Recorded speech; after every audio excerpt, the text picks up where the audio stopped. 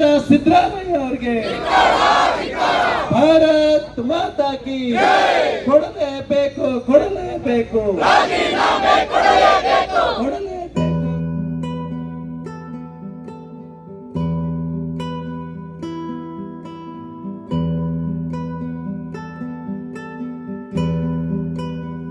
ನಿಮಗೆ ಹೆಂಗ್ ಬರ್ತದೆ ಅಧಿಕಾರ? ಅದಾದ ಮೇಲೆ ಯಾರು ಅಧಿಕಾರಿಗಳು ಬೇಕು, ನಿಮಗೆ ಯಾರು ಚೇರ್ಮನ್ ಬೇಕು ಅವ್ರನ್ನೆಲ್ಲ ಹಾಕೊಂಡು ರೆಸೊಲ್ಯೂಷನ್ ಮಾಡಿದ್ರಿ. ರೆಸೊಲ್ಯೂಷನ್ ಮಾಡಿಬಿಟ್ಟು ಈಗ ಹೇಳ್ತಾರೆ ನಮ್ಮದು ಅಧಿಕಾರ ಇದೆ. ನಮ್ಮದು ಎಲ್ಲಿಂದಪ್ಪ ನಮ್ಮದು? ಇದು ಯಾವುದೇ ಕಾರಣಕ್ಕೆ ನಿಮ್ಮದು ಆಗ್ಲಿಕ್ಕೆ ಸಾಧ್ಯ ಇರಲಿಲ್ಲ. ಇದನ್ನ ನೀವು ಇವಾಗ ನಮ್ಮದು ಅಂತ ಹೇಳ್ತಾ ಇದ್ದೀರಿ. ಆದ್ರೆ ನೀವು ಅಧಿಕಾರ ಮಾಡೋರು, ಮುಖ್ಯಮಂತ್ರಿಗಳಾಗಿರ್ತಕ್ಕಂಥ ನೀವು, ಹೌದಲ್ವಾ? ಲಿಂಗನಗುಟ್ಟಿಯವ್ರಿಗೆ ಜಮೀನು ಹಕ್ಕಿದೆ, ಅವ್ರು ಕೇಳಬಹುದು, ಬೇರೆಯವ್ರಿಗೆ ಸಿಗಕ್ ಬರೋದಿಲ್ಲ. ನಾನು ಹುಟ್ಟಿದ್ದೀನಿ ಅನ್ನೋರು ಯಾರಾದ್ರೂ ಅಪ್ಲಿಕೇಶನ್ ಹಾಕೊಂಡಿ ನಮಗೇನು.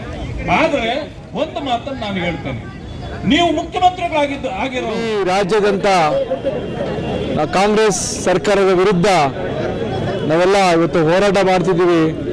ಭ್ರಷ್ಟಾಚಾರ ಇವತ್ತು ಮುಗಿಲಿಗೆದ್ದಿದೆ.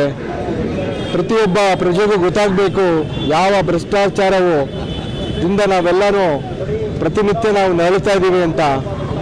ನಾವು ಕಂಡಂಗೆ ಕಳೆದ 1.5 ವರ್ಷದಿಂದ ಪ್ರತಿಯೊಂದು ವಸ್ತುಗಳಲ್ಲಿ ನಾವು ವ್ಯತ್ಯಾಸ ನೋಡಿದ್ದೀವಿ. ಈ ಒಂದು ಮುಕ್ತ ಆಗಬೇಕು ಅಂತಂದರೆ ಕಾಂಗ್ರೆಸ್ ಪಕ್ಷದಲ್ಲಿ ಇರುವಂತಹ ಸಿದ್ದರಾಮಯ್ಯವರ ರಾಜೀನಾಮೆ ಕೊಡಲೇಬೇಕು.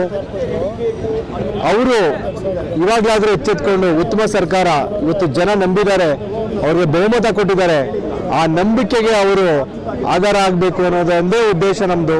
BJP ಪಕ್ಷದಿಂದ ಕೇಳ್ಕೊಳ್ತಾ ಇರೋದು ನಾವೇನಂತಂದರೆ ಜನಕ್ಕೆ ನ್ಯಾಯ ಒದಗಿಸ್ಕೊಡ್ಬೇಕು. ಅನ್ಯಾಯ ನಡೀತಾ ಇದೆ. ಇವತ್ತು ನಾವು ನಮ್ಮ ಮಕ್ಕಳಿಗೆ, ನಮ್ಮ ಜೊತೆ ಇರೋರಿಗೆ ಮತ್ತು ಒಂದು ದೇಶಕ್ಕೆ ನಾವು ಮಾದರಿ ಆಗಬೇಕು. ನಾವು ಹೇಳ್ತಾ ಇದ್ದೀವಿ ನಮ್ಮ ಮಕ್ಕಳಿಗೆ ಒಳ್ಳೆಯದನ್ನೇ ಕಲಿರಿ, ಒಳ್ಳೆಯದನ್ನೇ ಮಾಡಿ ಅಂತ ಹೇಳುವಂಥ ಒಂದು ಸ್ಥಿತಿಯಲ್ಲಿ ಮನಸ್ಥಿತಿ ಇಟ್ಕೊಂಡು ಇವತ್ತು ಎಜುಕೇಷನಲ್ ಆಗಿರ್ಬೋದು ಪ್ರತಿಯೊಂದು ಕ್ಷೇತ್ರದಲ್ಲೂ ನಾವು ಮುಂದೆ ಬರುವಂತಹ ಒಂದು ದೇಶ ಇಟ್ಕೊಂಡು ನರೇಂದ್ರ ಮೋದಿ ಕಟ್ಟಂಥ ಕನಸನ್ನು ನಾವು ಇವತ್ತು ಕಾಣ್ತಾ ಇದ್ದೀವಿ. ಆದರೆ ಭ್ರಷ್ಟಾಚಾರ ಎಲ್ಲಿ ಶುರುವಾದಾಗ ಪ್ರತಿಯೊಂದು ರಾಜ್ಯದಲ್ಲಿ ಭ್ರಷ್ಟಾಚಾರ ಇನ್ನೂ ಜಾಸ್ತಿ ಆಗುತ್ತೆ. ಈ ಭ್ರಷ್ಟಾಚಾರ ನಿರ್ಮೂಲನೆ ಆಗಬೇಕು ಅಂದರೆ ಅಲ್ಲಲ್ಲೇ ಕಡಿವಾಣ ಹಾಕುವಂತಹ ಒಂದು ಕೆಲಸವನ್ನು ಮಾಡಬೇಕು. ಆ BJP ಪಕ್ಷವು ಮಾಡೇ ಮಾಡ್ತಾರೆ ಅನ್ನೋ ಇದೊಂದು ಉದಾಹರಣೆ ಅಷ್ಟೇ.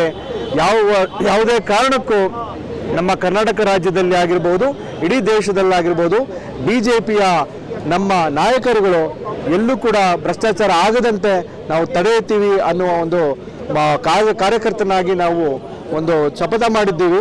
ಆದ್ದರಿಂದ ನಮ್ಮ ಕರ್ನಾಟಕದಲ್ಲಿ ಸುರಕ್ಷಿತವಾಗಿರಬೇಕು, ಸುಭಿಕ್ಷವಾಗಿರಬೇಕು ಅನ್ನೋದೇ ಒಂದು ನಮ್ಮ ಧ್ಯೇಯ ಆಗಿದೆ. ಆ ಒಂದು ಧ್ಯೇಯವನ್ನು ನಾವೆಲ್ಲ ಕಾರ್ಯಕರ್ತರು ಪರ್ಟಿಕ್ಯುಲರ್ ಆಗಿ ನಾವು ಇವತ್ತು ಹೊಸಕೇರಳ್ಳಿಯಿಂದ ವಾರ್ಡ್ 161 ಸುಮಾರು 5-6 ಬಸ್ಗಳು ಮಾಡಿಕೊಂಡು ನಾವೆಲ್ಲ ಕಾರ್ಯಕರ್ತರು ಒಗ್ಗೂಟಾಗಿ ಮಾಡಿಕೊಂಡು ನಾವು ನಮ್ಮ ಅಶೋಕನವರ ನೇತೃತ್ವದಲ್ಲಿ ಒಂದು ಪ್ರತಿಭಟನೆ ಮಾಡಬೇಕು ಅಂತ ಜೊತೆಗೆ ಸೇರಿದ್ದೀವಿ.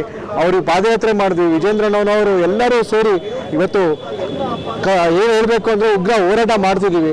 ಇದಕ್ಕೆ ಭಗವಂತ ಪ್ರತಿಫಲ ಕೊಟ್ಟೇ ಕೊಡ್ತಾನೆ. ಇವತ್ತು ರಾಯರ ವಾರ, ರಾಯರು ಆರಾಧನೆ ನಡೀತಾ ಇದೆ. ಆ ರಾಯರು ಖಂಡಿತ ನಮ್ಮ ಕರ್ನಾಟಕಕ್ಕೆ ಎಲ್ಲ ಜನತೆಗೂ ಒಳ್ಳೇದು ಮಾಡಲಿ. ನಾನಿವತ್ತು ಯಾರಿಗೂ ದ್ವೇಷ ರಾಜಕಾರಣಿ ಮಾಡಲಿಕ್ಕಾಗಲಿ ಒಬ್ಬ ವ್ಯಕ್ತಿಯ ಮೇಲೆ ಒಂದು ದೋಷಣೆ ಮಾಡೋಕ್ಕಾಗಿ ನಾನು ಇಲ್ಲಿ ನಿಮಗೆ ಹೇಳೋಕ್ಕೆ ಇಷ್ಟಪಡ್ತಿಲ್ಲ. ಆದರೆ ಒಳ್ಳೆ ಕೆಲಸ ಮಾಡಿದ್ರೆ ಖಂಡಿತ ನಾವು ಅಪ್ರಿಷಿಯೇಟ್ ಮಾಡ್ತೀವಿ. ಅವ್ರಿಗೆ ಬೆಣ್ತಟ್ಟುವ ಕೆಲಸ, ಅವಕ್ಕೆ ಸಹಕಾರ ಮಾಡೋದಕ್ಕೆ ನಾವು BJP ಪಕ್ಷದವರಾಗಿರ್ಬೋದು ಇಲ್ಲ ಸಾಮಾನ್ಯ ನಾಗರಿಕನಾಗಿ ನಾನು ಉತ್ತಮವಾಗಿ ಅವ್ರಿಗೆ ಪ್ರೋತ್ಸಾಹ ಮಾಡೋಕ್ಕೆ ಇಷ್ಟಪಡ್ತೀನಿ. ಇವತ್ತು ನಡೀತಿರುವಂಥ ಭ್ರಷ್ಟಾಚಾರನ ಕಣ್ಣಲ್ಲಿ ನೋಡಿ ಭಾಳ ಬೇಜಾರಾಗಿ ನೊಂದು ಇವತ್ತು ಜನ ಸಾಯುವ ಮಟ್ಟಕ್ಕೆ ಬಂದಿದೆ. ಸೂಸೈಡ್ ಮಾಡ್ಕೋತಾ ಇದ್ದಾರೆ ಅಧಿಕಾರಿಗಳು. ಅಂದರೆ ಯಾವ ಮಟ್ಟಿಗೆ ಇದು ಬೆಳವಣಿಗೆ, ಇದು ಉತ್ತಮವಾದ ಬೆಳವಣಿಗೆ ಅಲ್ಲ. ನಾವು ಜನಕ್ಕೆ ತೋರಿಸ್ಕೊಡುವಂಥ ಕೆಲಸಗಳು ಮಾಡ್ತಾ ಇದ್ದೀವಿ, ಮುಂದಕ್ಕೂ ಮಾಡ್ತೀವಿ. ದಯವಿಟ್ಟು ಎಲ್ಲ ಒಳ್ಳೆ ಕೆಲಸಕ್ಕೆ ಸಹಕಾರ ಕೊಡಿ ಅಂತ ಕೇಳ್ತಾ ನಾನು 2 ಮಾತುಗಳನ್ನು ಮುಗಿಸೋದಕ್ಕೆ ಇಷ್ಟಪಡ್ತೀನಿ.